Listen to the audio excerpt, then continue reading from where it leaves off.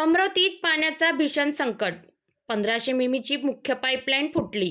पुढील 2 दिवस पाणी पुरवठा ठप्प. सिंभोरा येथून अमरावतीकडे येणारी मुख्य जलवाहिनी अचानक लिकेज झाल्याने शहरात मोठी खळबळ उडाली आहे. आज दिनांक 7 मे 2024 रोजी दुपारी अमरावती शहराला पाणी पुरवठा करणारी 1500 मिमी व्यासाची मेन पाईपलाईन अचानक फुटल्याने प्रशासनाला तातडीने पाणी पुरवठा बंद करावा लागला. यामुळे जेल परिसर, चपराशीपुरा, हमालपुरा, राजापेठ आणि इतर अनेक भागातील पाणी पुरवठा दुपारी 2:30 वाजल्यापासून बंद करण्यात आला आहे. प्रशासनाने दिलेल्या माहितीनुसार दुरुस्तीचे काम सुरू असून पुढील किमान 2 दिवस पाणी पुरवठा बंद राहण्याची शक्यता आहे. नागरिकांना पाणी जपून वापरण्याचे आवाहन करण्यात आले आहे.